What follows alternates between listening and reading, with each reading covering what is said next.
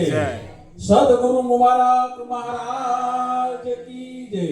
सदगुरु मणिराम महाराज की जय। सदगुरु परधिराम महाराज की जय। हरि गुरु संत की जय। આજનો જે પ્રસંગ ખૂબ સુંદર ભીમરાડ ગામની આ પાવન ધરતી એમાં વસતા આપણા ભીખુરામ મહારાજ એમનું ભક્ત મંડળ સર્વે આજે યોગ કર્યો છે પરમાર્થ સુંદર આયોજન ભોજન પ્રસાદી સાથે સત્સંગ અને આવા મહારથી જે આપણા આચાર્યગણ છે એમના મુખારવિંદથી જે વહેતી ગંગામાં જે આપણે લાભ લેવાનો છે એવા આસન પર સર્વે વિરાજમાન ગુરુવંદનીય તેમજ આપ સર્વને મારા જય ગુરુ મહારાજ, જય ગુરુ મહારાજ, જય ગુરુ મહારાજ. ભીમરાડ ગામ અમે ઘરેથી નીકળ્યા એટલે પૂછતા આવ્યા. ગામ તો ખબર હતું પણ ખબર નથી ક્યાં આવ્યું. પણ એની પર વિચાર કર્યો કે ભીમરાડ ગામ કેવું. કૌરવના સમયની અંદર જ્યારે ધર્મ યુદ્ધ અને અધર્મનું યુદ્ધ થયું ત્યારે ઘણી જગ્યા પર ભીમે બૂમ પાડી હતી યુધિષ્ઠિર દુર્યોધનને કે તારી જંગા તોડી નાખી. દુશાસનને બધાને ઘણાને બૂમો પાડીને એટલે મને એમ રાખ્યું રાડ એટલે બૂમ એટલે આ ભીમરાડ. આવા મહાન સંતો રાડ પાડીના જીવને જગાવે છે. આવા મહાન સદગુરુ સંતો ભીમ રાડ પાડીને જગાવે પણ આ જીવ સૂતેલો છે. મૌન નિંદ્રામાં સૂતેલો પ્રાણી કેમ કરી જાગે, કેમ કરી જાગે. સંતો જગાડે જ પણ જાગતો નથી. ઢોલ નગારા વાળીને અવાજો માઇક લગાવીને અરે ભોજન પ્રસાદી કરાવીને જગાડે છે પણ જાગતા નથી. એટલે સંતોએ કહ્યું, સુંદર વાત કરી કે જાગ મુસાફિર ભોર ભઈ અબ રૈન કહા તું સોત. ભોર ભઈ અબ રૈન. રાત્રિ જતી રહી, સવાર થયું છે. ભોર ભઈ અબ રૈન કહા તું સોવત હૈ. જાગત હૈ સો પાવત હૈ ને સોવત હૈ સો ખોવત હૈ. જાગી જવાની વાત કરે છે. સંતો વાણીના માધ્યમથી આપણને ચેતવે છે કે જાગજે જીવડા, જાગજે. પણ આ જાગતો નથી. હમણાં મહારાજે બહુ સુંદર વાત કરી. એટલે સંતો ઈશારો કરે છે. સમય બી ટૂંકો છે, 10 મિનિટ માટે એ સમયનો પણ આપણે વિવેક રાખીને ચાલવાનું છે. અર્જુન મહારાજે સુંદર વાત કરી નાખી 15 તિથિની અંદર. આજે પરમાત્માને શોધવા માટે, એને ખોળવા માટે આજે લોકો ક્યાં ક્યાં જાય છે. 4 ધામની યાત્રા કરે, અમરનાથ જાય,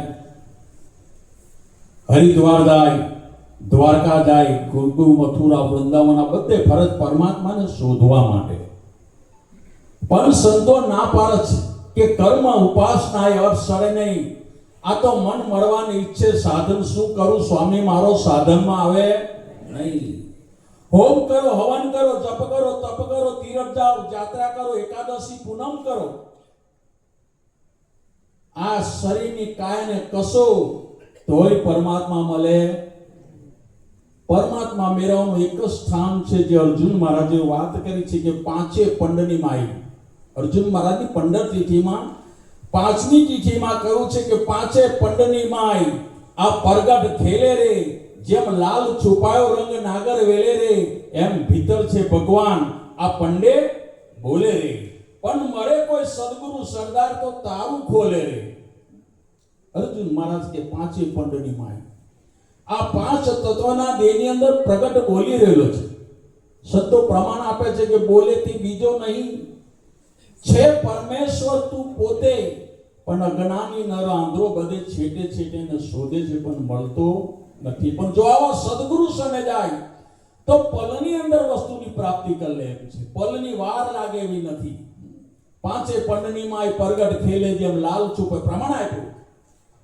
આપણે પાન ખાય છે, કલકત્તી બનારસી પાન.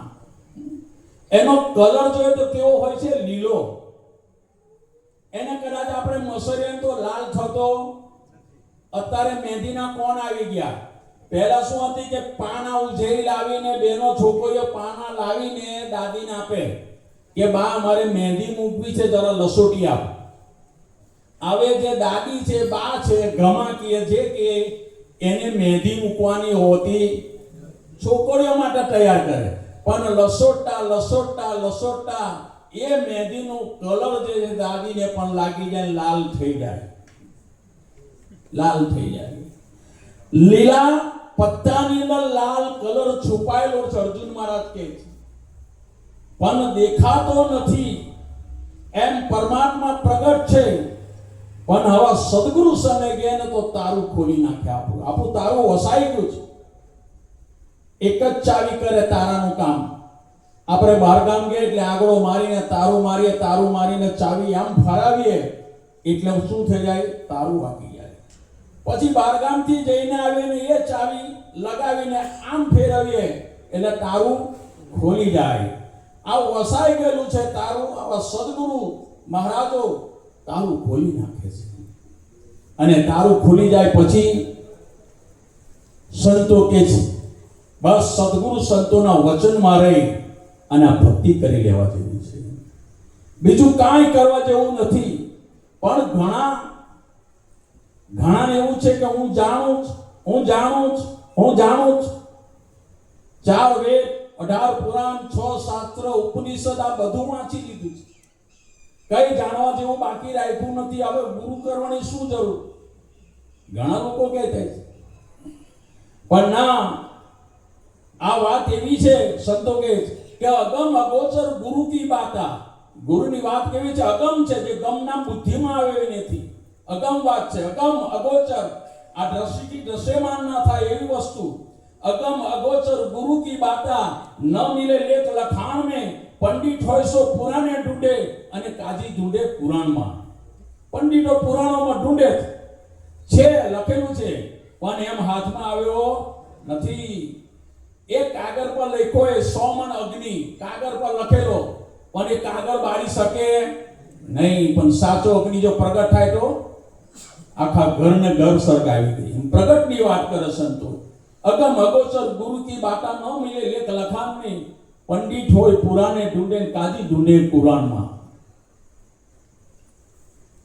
મારો અનુભવની વાત છે. હું પ્રેસમાં નોકરી કરતા અધિકારી નતો. બાપુ ગંધી મણિરામ બાપુ ખાલી બોર્ડ લીધેલું અને કોમ્પ્યુટર ચલાવતા એક મુસલમાન ભાઈ. મેં જેમ તેમ એને પૂછ્યું. એ સમયે મનહર મહારાજ અધિકારી હતા. એમના સાનિધ્યમાં હું જતો. સાદી કે ભાઈનું નામ. મેં કહ્યું પુરાણ વાંચ્યું કે વાંચે કદી ટાઈમ મળે તો, બાકી બહુ યાર સમય ના મળે.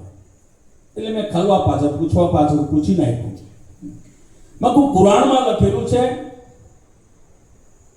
कि कोई ऐसी जगह खाली नहीं जहां अल्लाह का नूर न हो. देखिए सत्य बात है, पर अल्लाह બધે જ છે. તો ત્યાં ઘણો બધો સામાન પડેલો હતો. મેં કહ્યું તમે કુરાન વાંચ્યું તો કે વાંચેલું છે. તો આની અંદર આ વસ્તુની અંદર અલ્લાહ ખરા થાય કે આમાં હોય વસ્તુ અલ્લાહ હોય? આમાં કઈ અલ્લાહ ઓછા હોય? તો મેં કહ્યું કેવું કુરાન ખોટું કે અલ્લાહ ખોટા? મને કહે ના સાચું તો બન્યું, પણ ભૂલ આપણી અંદર પડેલી છે. એમ આપણા ભગવદ ગીતામાં કહ્યું છે કે અણુમાં મારો વાસ છે, પણ દેખાતો કેમ નથી? જો સારા સદગુરુ મળી જાય તો અણુમાં કેવો રહેલો છે પ્રગટ થઈ જાય એવો છે. ગુપ્ત વસ્તુ. પણ ઘણી વસ્તુ એવી છે કે હું જાણું છું એમાં જતું રહે છે. એક દ્રષ્ટાંત આપીને મારી વાણીને પૂરી કરું છું. એક વખત ફોરેન ગયેલો પુરુષ, અમેરિકા લંડન ગયેલો, ઘણું બધું ધન કમાવીને આવ્યો. પતિ ને પત્ની બે રહે રૂમમાં. એટલે ગામ હોય એટલે ત્યાં બધી જાતના માણસો વસતા હોય. એટલે ગામમાં એક ચોર હતો, એને ખબર પડી કે આમ આવ્યા છે શેઠ, ઘણું બધું ધન કમાઈને આવ્યા છે, આજે ત્યાં કરી ધામો નાખું કે ચોરી કરું. એટલે મુસાફરી કરીને આવેલો પુરુષ, પતિ ને પતિ બંને બાજુ સૂતા છે. આ બધું ચોરે રાતના 1-2 વાગ્યાના ટાઈમે કામ ચાલુ કર્યું કોતરણનું, અને તે ટાઈમની અંદર ઘર કેવા બધા કાચામાં જેમ વાત કરી તેમ કોતરણ ચાલુ કરતા કરતા કરતા પેલી બેન જાગી ગયા. સાંભળો છો? હલો હલો, સાંભળો છો? હા બોલ, શું છે? કોઈ કંઈક કરે છે, ખોદી રહ્યું છે એવું લાગે છે. હોઈ જા, હું જાણું છું. હું કહે હોઈ જા, હું જાણું છું. એટલે પેલી બેનને એમ થયું કે એમને ખબર પડી ગઈ કે કોઈ ખોદી રહ્યું છે. ખોદતા ખોદતા આરપાર થઈ ગયું. જુઓ જુઓ, આરપાર કરી નાખ્યું. પેલો ભાઈ અંદર ઘૂસે છે. હું જાણું છું, હું જાણું. હોઈ જા તું. એને એમ કે રંગ્યા હાથ પકડી લેશે. પેલો ચોર ઘૂસ્યો અંદર. અંદર જઈને જે બધું સાધન સામગ્રી મૂક્યું તે બધું ફંફોડી પેલી બેન કે સાંભળો, જાગો, પેલું બધું આમ તેમ બધું હોધી ગયો છે. ધન સંપત્તિ તમારી લાવેલી તે બધું હોધે છે. હું જાણું છું, તું હોઈ જા, નિશ્ચિત હોઈ જા, તું જાણું છું. આને એમ કે પકડી લેશે હમણાં. પેલા ભાઈએ બધું કર્યું, લપેટીને સીધો નીકળવાની તૈયારી કરીને જેવો ગુસ્સે પેલો એને ઉઠાવે કે ઉઠો પેલો ચાલ્યો. કે હું જાણું છું, હું જાણું ઉપરીને એક લાત મારી. અત્યાર સુધી બધું જાણું પેલો લઈને જતો રહ્યો બધી કમાઈ. મારા વીરાઓ, જાણવામાં સમય વહી જશે, માટે જાગી જજો ને આવા સદગુરુ શરણે જઈ ને આ વસ્તુને પ્રાપ્ત કરી લઈને જો તો જાણવા જેવું તો બધું. એટલે ગંગા સતી કહ્યું કે સદાથી વિજાતિની ઝૂંટણી બતાવું અને બીબે પાડી દેવું બીજી વાત. જાણવા જેવી વાત અજાણ છે પાનભાઈ. જે જાણવા જેવી વાત કેવી છે? અજાણ છે. આપણે એ વાતને નથી જાણતા, પણ આવા સદગુરુ શરણે જઈએ તે વાત ચોક્કસ જણાઈ જાય છે. માટે સમયને અનુભવ, આ સમય જે છે મનુષ્ય દેહ, એ સમયને પકડી રાખીને આવા સદગુરુ સંતોના શરણે જઈને આ વસ્તુ જાણી લેજો. આટલું કહી મારી વાણીને ગુરુ શરણમાં અર્પણ કરું. બોલો સદગુરુ મહારાજ.